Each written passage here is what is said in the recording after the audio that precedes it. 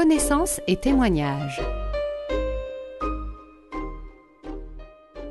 Chers auditeurs, bonjour. Nous avons le grand plaisir d'accueillir aujourd'hui le Père Jean-François Thomas. Bonjour mon Père. Bonjour chère Madame. Vous êtes jésuite. Comme tous les fils de Saint Ignace, vous parlez admirablement bien des grandes questions intellectuelles. Et vous avez publié ces derniers mois, dans l'année écoulée, 2 ouvrages complémentaires et différents, qui sont extrêmement intéressants tous les deux.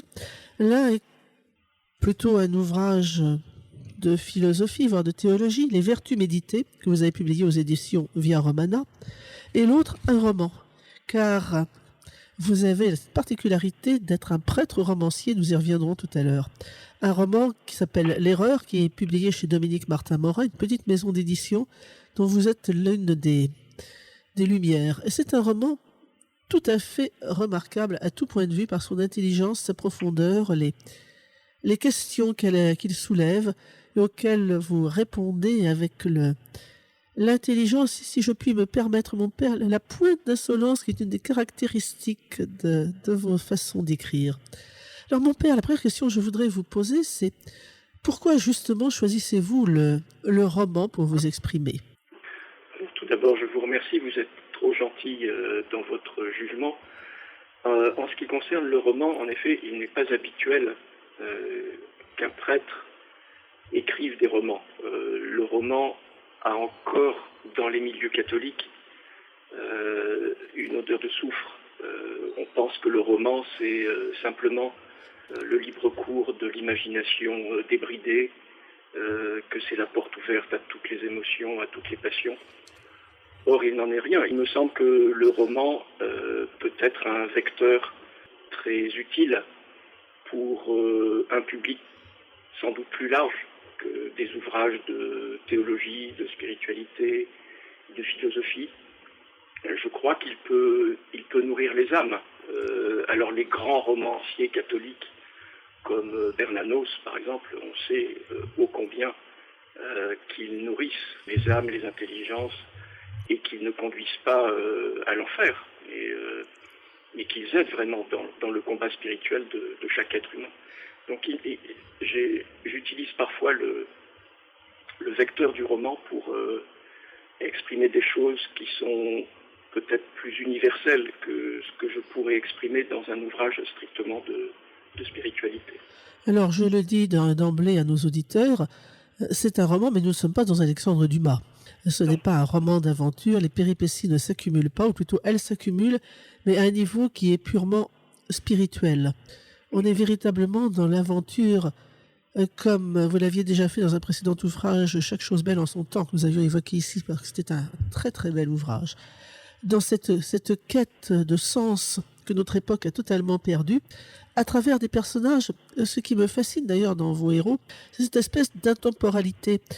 Bien entendu, ils sont nos contemporains, mais en même temps, ils pourraient être de n'importe quelle autre époque, avec cette particularité que nous sommes dans un monde qui se déchristianise, où leur quête de sens devient de plus en plus difficile à comprendre pour ceux qui les entourent. Est-ce que c'est véritablement le sens de ces quêtes? Est-ce que vous choisissez des personnages qui sont... Ce qui m'intéresse peut-être le plus dans cette question, c'est ils sont chrétiens, ils sont baptisés, mais on a l'impression que tout cela chez eux reste superficiel et qu'ils mettent beaucoup de temps à comprendre qu'ils se trompent. Oui, parce que cela correspond à l'expérience, hélas, de plus en plus commune de nos contemporains, y compris ceux qui sont baptisés. Souvent, ce n'est qu'un vernis, ou bien même lorsqu'il n'est pas un vernis, il est difficile aujourd'hui pour un chrétien de concilier dans son existence toutes les strates de cette existence et d'imbiber chaque strate de sa foi. La foi demeure parfois comme simplement un appendice qu'on utilise le dimanche peut-être pour aller à la messe, un petit peu pour prier chaque jour dans le meilleur des cas. Mais ça ne va pas plus loin, donc ça ne peut pas vraiment transformer tout l'être, ça ne peut pas donner un sens à toute l'existence. Donc ce roman, c'est un roman initiatique, d'une certaine façon, de personnages qui, et notamment du personnage principal, Daniel, qui peu à peu va pouvoir ouvrir les yeux et trouver la véritable direction à donner à sa vie. Alors je précise pour nos auditeurs que Daniel est un jeune homme brillant et tourmenté. Il possède une sorte d'inaptitude absolue au bonheur. Et il arrive à un très haut poste dans la finance internationale, qui va faire de lui l'un des personnages les plus importants de la planète à ce niveau-là. Et il rencontre l'amour alors qu'il est en Asie, dans un poste de direction. Il rencontre une jeune femme médecin qui travaille dans une ONG. Mais ce bonheur, malheureusement, va être extrêmement court puisqu'il la perd au bout de simplement quelques mois de mariage. Et ce veuvage est pour lui un déchirement, mais qui va se révéler en fait, en même temps que cette souffrance atroce qui pourrait le renvoyer à ses démons, va se révéler une sorte de libération tragique. Est-ce que c'est bien cela? Oui, c'est ça. Et c'est d'ailleurs pour cela que le roman commence, ce n'est pas d'effleurer le récit, commence en fait par la mort de Cécile. De Cécile, de cette jeune femme, parce que c'est le déclic. Alors c'est un déclic qui ne va pas avoir tout de suite des effets, cela prend beaucoup de temps, mais il n'empêche que c'est cela qui va permettre à Daniel peu à peu de se libérer de ses démons, comme vous le dites. Ce qui est assez remarquable, c'est que généralement, quand on touche à ce genre de milieu, on parlait de la très haute finance, des sphères du pouvoir, on a plutôt tendance à se perdre dans les illusions de ce monde. Et pour ce garçon, peu à peu, remarquablement, il ne va plus être dupe du tout de cette puissance et il va au contraire chercher autre chose. Avez-vous déjà, vous êtes un directeur de conscience éclairée, mon père, est-ce que vous avez déjà, de près ou de loin, fait ce genre d'expérience de rencontrer des gens qui se détachent à ce point-là de leur propre réussite? Oui, tout à fait. Et c'est remarquable parce qu'on se dit, est-ce qu'il est possible dans ce monde-là de parvenir à rester chrétien, à ne pas se laisser emporter par le torrent? Il y a un autre personnage qui est très intéressant, c'est le beau-frère de Daniel, Laurent, qui, lui, est attiré par la politique. Et cette ascension vers les sommets, vers un ministère, finalement, ne va lui apporter aucune joie. Mais à la différence de son beau-frère, on a le sentiment que lui ne voit pas à quel endroit il s'est trompé. Pourtant, sa sœur n'a cessé de le mettre en garde. Il se croit malgré tout fidèle aux valeurs de sa noble famille. C'est très paradoxal. Oui, c'est peut-être plus difficile d'ailleurs de ne pas se laisser piéger par la politique que par la finance. Même si c'est souvent l'argent qui permet de gouverner le monde et pas forcément la politique. Et dans la politique, il y a quelque chose qui est peut-être plus virtuel encore que l'argent et qui entraîne l'homme dans une quasi-folie. On le voit aujourd'hui dans la vie politique, mais ce n'est pas nouveau. C'était déjà présent dans les grands empires de l'Antiquité. C'est l'hubris de la toute-puissance. La démesure, l'attirance vers un pouvoir qui dépasse l'humain et qui, bien entendu, va le briser. Oui, c'est vraiment le propre de la politique. Alors que une personne qui est dans les affaires, comme on dit, a tout de même un lien plus fort avec le concret. Donc, il ne s'en laisse pas compter.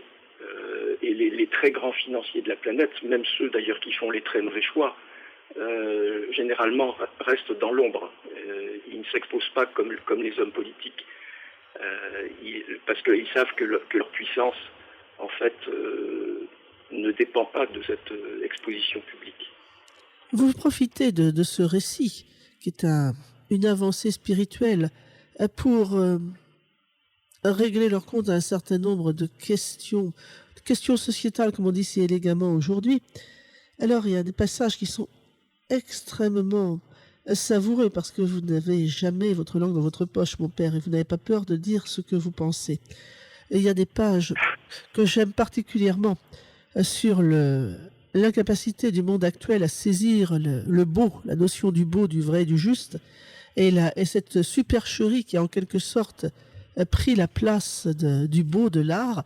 Là, j'avoue que je me suis beaucoup amusé en lisant ces pages-là, mais ce ne sont pas les seuls. Vous avez un autre passage extrêmement profond sur la déconstruction linguistique, sur cette capacité du monde actuel, et particulièrement du monde médiatique, à employer des mots soit qui ne veulent plus rien dire, soit qui en fait dire le contraire de ce qu'ils disaient à l'origine, ce qui est redoutablement dangereux d'un point de vue intellectuel. Oui, j'éprouve parfois peut-être un malin plaisir à souligner ses travers, notamment dans l'art contemporain, ce qu'on appelle l'art contemporain. Chaque jour nous donne des exemples qui sont d'une certaine façon à mourir de rire, sinon à pleurer de tristesse. Tant le piège paraît évident et pourtant ceux qui ont l'argent pour le coup, pour investir dans ce type d'art contemporain, s'y jettent la tête la première. Mais cela a une influence évidemment, pas simplement sur ces collectionneurs, ce qui ne serait pas très grave, mais sur le reste de la société, parce que ça installe peu à peu dans l'esprit de beaucoup, sinon de tous, l'idée que tout est semblable, que tout est relatif, que rien n'a de sens, et que le laid peut être le beau, que le faux peut être le vrai, et cela est tout de même une caractéristique de nos sociétés modernes. Un des derniers exemples, qui n'apparaît pas dans ce roman, mais je ne sais pas si vous en avez entendu parler, c'est cette œuvre contemporaine qui est une banane accrochée à un mur blanc par un morceau de ruban adhésif gris et qui s'appelle Comedian. C'est une œuvre d'un Italien, je crois que c'est l'Italien Maurizio Cattelan, qui a été vendu d'abord à un collectionneur français pour 120 000 €, et puis là qui va être remis en vente prochainement. Et les prévisions, c'est que ça atteigne 1 million, 1,5 million d'euros. Donc il faut changer la banane évidemment toutes les semaines puisqu'elle pourrit. Mais l'artiste, donc Cattelan, qui est un malin, dit qu'en fait, ce qui importe, ce n'est pas l'œuvre. Ce qui importe, c'est l'idée de faire telle ou telle œuvre. Donc là, le prix à payer, en fait, c'est le prix de sa propre idée. C'est fascinant d'absurdité et de sottise. Et ce que vous mettez en parallèle, c'est le décor de l'essentiel de votre roman. Ce sont ces pays d'Extrême-Orient, d'Asie, où la misère est énorme et où pourtant quelque chose qui ressemble à une joie, une paix intérieure continue de régner. Et je sais que vous avez vécu longtemps aux Philippines, mon père. Vous avez connu la misère des trottoirs de Manille avec ces enfants que vous secouriez. Mais très sincèrement, est-ce que cette souffrance, cette misère du monde, par rapport à cet Occident repu dont vous parlez, repu et mécontent, dites-vous, et c'est tellement juste, hélas, est-ce qu'il n'y a pas quelque chose de scandaleux qui, d'une certaine manière, crie vers Dieu? Oui, cela peut être scandaleux. Enfin, la souffrance est toujours un scandale. Enfin, elle nous renvoie évidemment à l'essentiel.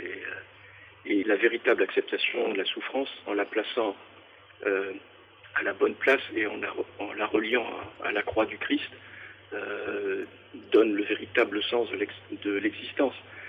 Et il ne faut pas idéaliser, bien évidemment. Il ne faut pas idéaliser la misère.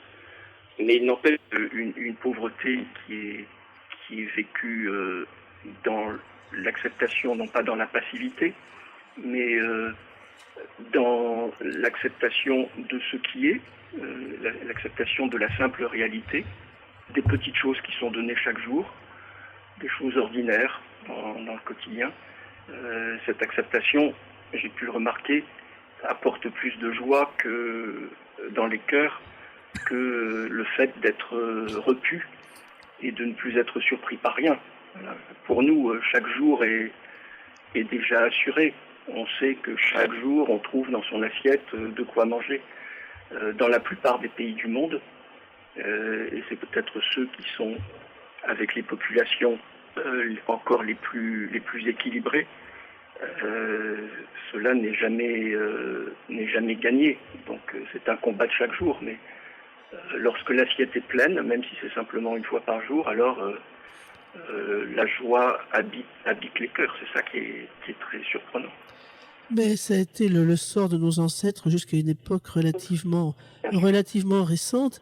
Est-ce que justement cette satisfaction des sens et des besoins matériels ne nous a pas tués moralement et spirituellement? Oui, en tout cas, on peut constater que cette satisfaction n'apporte pas le bonheur, parce que si elle apportait le bonheur, alors nous serions les plus heureux de la planète dans un pays comme la France. Et ce n'est pas le cas. Enfin, on entend maintenant la plupart des personnes se plaindre. On est plutôt dans les jérémiades et pas dans l'action de grâce, pas dans l'expression de la joie, même si on est constamment invité à se perdre dans la fête artificielle et dans la fête virtuelle. Donc le véritable sens ne se trouve pas dans la satisfaction. Le véritable sens se trouve plutôt dans la réception reconnaissante de ce qui est, même si c'est peu de choses. Cela nous fait une transition, mon père, pour évoquer en les quelques minutes qui nous restent votre autre ouvrage, Les Vertus méditées chez Via Romana.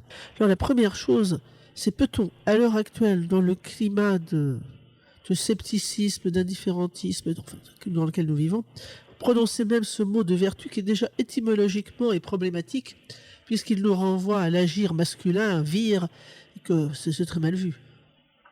Oui, je ne cherche pas évidemment à me plier à la mode ou à ce qui est bien vu. Il n'empêche que la vertu fait un retour, bizarrement, et pas simplement dans le milieu catholique ou dans un contexte chrétien. C'est maintenant un mot qui est de nouveau prononcé, même si parfois il est déformé. Et je peux constater que dans les jeunes générations de catholiques, les jeunes générations qui se convertissent au catholicisme, il y a tout de suite le désir de comprendre ce qu'est la vertu, de comprendre comment l'être peut développer les vertus et atteindre ce qui est demandé à tous, normalement atteindre la sainteté, donc vivre de façon héroïque les vertus, c'est ce qui nous est demandé. Donc si on fait l'impasse sur les vertus, comme cela a été le cas dans le catéchisme ou dans ce qui avait pris la place du catéchisme pendant les dernières décennies, si on n'enseigne plus le contenu des vertus et si on n'aide plus les âmes à progresser dans les vertus, même si c'est pas à pas, même si c'est petitement, même parfois avec des chutes et avec des régressions, le combat est perdu d'avance. Et le malin le sait très bien. Lui, évidemment, pour lui, la plupart des vertus ne représentent pas grand-chose, c'est un pur esprit, donc, mais il voit que quand il propose les vices inverses, à l'opposé de ses vertus, ça marche très bien avec nous. Donc, c'est plus facile, si j'allais dire, à observer. C'est moins fatigant, en tout cas. Oui. Et quand je regarde la table des matières du livre, je me dis, mais comment voulez-vous prêcher cela à nos contemporains? Du respect des anciens. Quand on ne les met pas dans des EHPAD, on envisage tout simplement de les euthanasier, n'est-ce pas? Oui. Des attitudes et des habitudes, sans vouloir juger personne. Quand vous croisez les gens dans la rue, vous vous dites, ce manque de respect de soi-même et indirectement des autres, c'est à pleurer. Honneur, est-ce que c'est un mot qui veut encore dire quelque chose pour nos contemporains?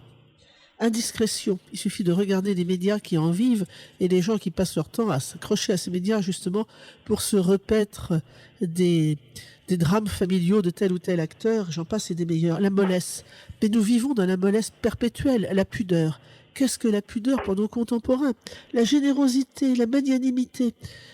Mon père, est-ce qu'on peut encore prêcher tout cela à nos contemporains? Est-ce qu'ils ne vont pas prendre la fuite en criant que cette parole est dure? Oui, alors évidemment, rien ne coule de source. Mais lorsque Saint Jean-Baptiste prêchait, pensez-vous que ce qu'il prêchait était populaire auprès de la plupart de ses contemporains? Lorsque notre Seigneur a plus forte raison prêché, on voit bien la réaction. Ce qu'il prêchait allait souvent à contresens de ce que pensaient la plupart de ceux qui l'entouraient, à commencer d'ailleurs au départ avant l'effusion du Saint-Esprit, à commencer par les apôtres, qui étaient bien souvent dans l'incompréhension. Donc il ne faut jamais baisser les bras. Et puis, chaque être, évidemment, est amené à combattre pour les vertus. Donc en ce qui me concerne, c'est le cas aussi. Donc je peux très bien comprendre que les vertus ne soient pas très attirantes au premier abord. Ce n'est que par la pratique de ces vertus qu'on se rend compte qu'elles apportent du fruit. Mais au premier abord, comme ça, à distance, certaines peuvent paraître comme très rébarbatives. Donc c'est toute une pédagogie à mettre en place. Et ce n'est pas simplement asséner une vérité, ça ne suffit pas, évidemment, pour que les personnes découvrent la richesse de ces vertus et le bien que ces vertus peuvent apporter au cœur. Et pourtant, pendant des siècles, ces vertus, nos ancêtres, nos sociétés les ont spontanément pratiquées. Je ne dis pas dans la perfection, elle n'est pas de ce monde. Mais il y avait tout de même une tension vers le bien qui semblait spontanée aux gens. Comment tout ça s'est-il écroulé? Pourquoi d'un seul coup avons-nous tout lâché et même tourné en ridicule ce qui était finalement l'honneur de notre civilisation? Oui, mais vous voyez bien que lorsque un pays était d'étoffe chrétienne, cela allait de soi et on pouvait suivre un mouvement qui était commun parce que tout le tissu de la société était chrétien, même si dans la pratique, bien évidemment, la perfection n'existait pas. À partir du moment où cette identité chrétienne, ce tissu chrétien ont disparu, donc à partir de la Révolution française, eh bien c'est à chacun de faire le chemin, souvent tout seul. Et puis, ce qui s'est rajouté encore au problème, c'est lorsque la Sainte Église, dans ses hommes, il y a maintenant 60 ans, a démissionné et a considéré que ce n'était plus ce qu'il fallait prêcher, qu'il était préférable de s'intéresser à d'autres domaines. Donc l'être humain et le catholique lui-même s'est retrouvé vraiment face à lui-même et sans avoir les outils nécessaires pour cultiver ces vertus qui, auparavant, étaient le jardin commun. Donc chacun a dû cultiver, s'il en avait le courage, son propre lopin de terre. Donc c'est pour cela, il faut retrouver un peu cette habitude du jardinage commun. Oui, parce que sans ça, on aboutit. J'avais oublié cette citation que vous mettez au début de votre livre de Chateaubriand à propos de ce que signifiait le mot vertu pour les révolutionnaires. Je me permets de le citer. Les conventionnels se piquaient d'être les plus bénins des hommes. Bon père, bon fils, bon mari, ils venaient promener les petits-enfants, ils leur servaient de nourrice, ils pleuraient de tendresse à leur simple jeu, ils prenaient doucement dans leurs bras ces petits agneaux afin de leur montrer le dada des charrettes qui conduisaient les victimes au supplice. J'avais oublié ce passage qui est épouvantable, mais c'est bien le risque. C'est Chesterton qui parlait des vertus chrétiennes devenues folles, mais c'est pire que ça. Ce sont véritablement des vertus qui n'en sont plus du tout parce que l'homme les a reconstruites. Est-ce que ce n'est pas le risque, si chacun est abandonné à ses propres lumières, toute petite lumière, est-ce que justement on ne va pas vers un monde de fous furieux où chacun pensera s'être fabriqué sa vertu?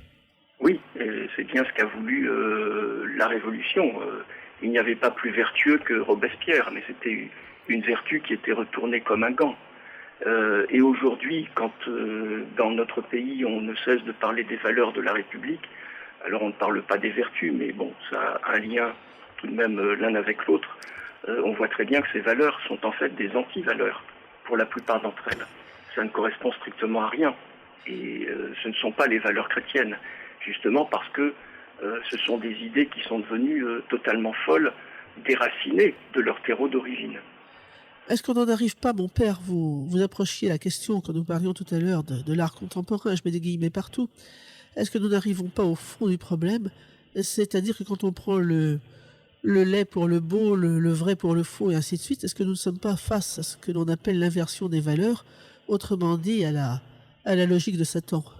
Ah ben bien sûr, oui, moi je suis persuadé, alors bon, beaucoup d'autres personnes, y compris dans l'Église, n'en sont pas convaincues, mais je suis persuadé qu'on est actuellement dans le règne de l'Antichrist.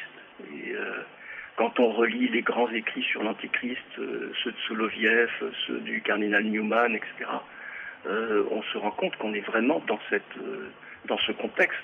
Et c'est bien l'Antichrist, c'est très, très présent dans les écrits de Soloviev, c'est celui qui d'abord se présente comme le bien.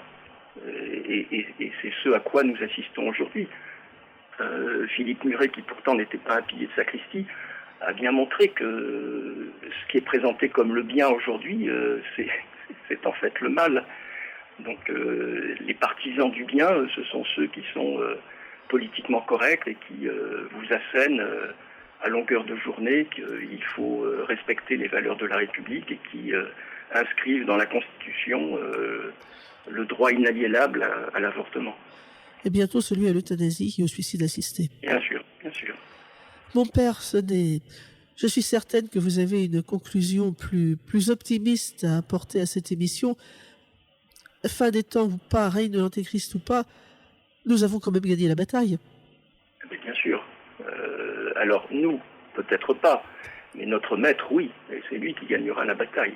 Et puis, il y a parfois des désespoirs qui sont strictement humains, mais qui n'empêchent absolument pas de vivre dans l'espérance.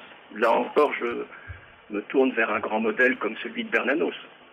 Bernanos est un homme qui n'hésite pas à parler du désespoir pour certaines circonstances strictement historiques, mais qui garde au cœur une grande espérance, voilà, parce que c'était un homme de foi. Donc, quand on s'accroche à la foi, quand on s'accroche à ce phare, on ne peut pas se perdre dans les ténèbres. Mon père, je vous remercie parce que cette émission se termine. Je rappelle à nos auditeurs que vous publiez chez Via Romana Les Vertus méditées. Et puis ce roman extraordinaire, L'Erreur, publié chez Dominique Martin-Morin. Je ne saurais trop vous recommander de les lire. Et je vous remercie encore, mon père, pour m'avoir accordé cet entretien. Merci beaucoup à vous.